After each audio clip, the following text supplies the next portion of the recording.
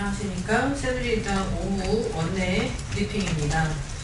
두 가지 지방선거랑 관련된 이슈를 말씀드리도록 하겠습니다. 첫 번째, 박원순 서울시장 후보의 어떤 무상보유 예산이 올해도 과소 편성된 부분이 있고, 그 다음에 서울에 있는 어린이집의 공기질 관련된 내용에 대해서 말씀드리겠습니다.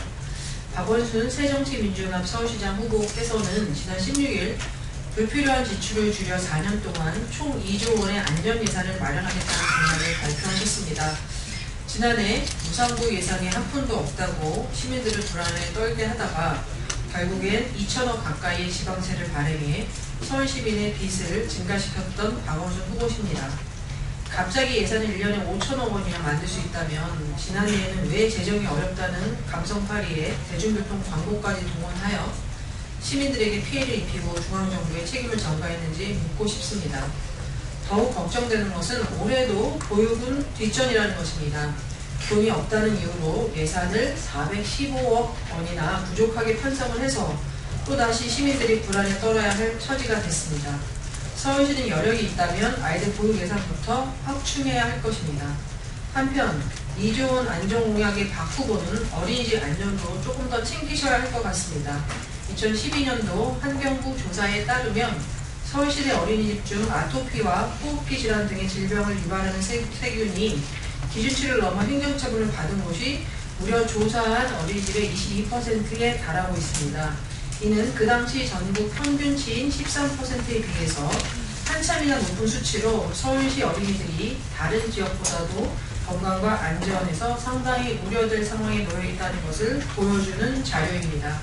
박원순 후보께서는 눈앞의 선거를 의식해 세월호 참사의 충격과 슬픔에 편승한 파퓰리즘 공약만을 내세울 것이 아니라 서울 어린이들부터 안전한 복지우산 바깥으로 내몰지 말길 바랍니다.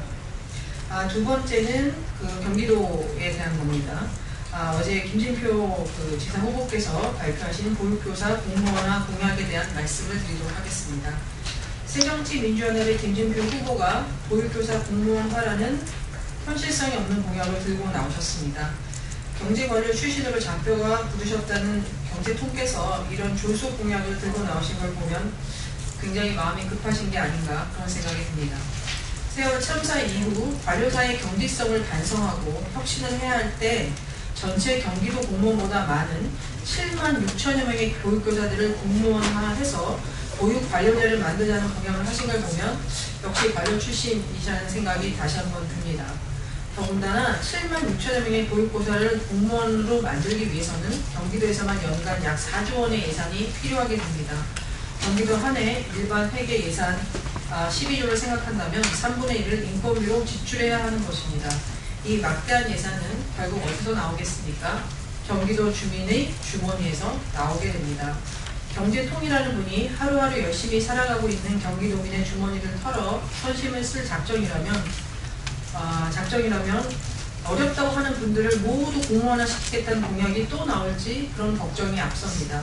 중앙정부와의 협의, 재원 조달에 대한 구체적인 계획 없이 일단 지르고 보자, 일단 표부터 얻고 보자라는 식의 파퓰리즘 공약으로 경기도민을 현혹한 김진표 후보는 지금 당장 현실성이 없는 보육교사 공무원화 공약을 철회하고 경기도민에게 사과하셔야 할 것입니다.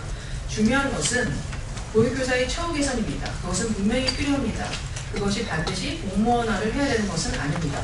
우리 새누리당과 남경필 후보는 어린이집, 보육교사, 학부모 모두가 만족할 수 있는 실질적인 지원이 될 수 있도록 최선의 노력을 다할 생각입니다. 2014년 5월 20일 새누리당입니다. 고맙습니다.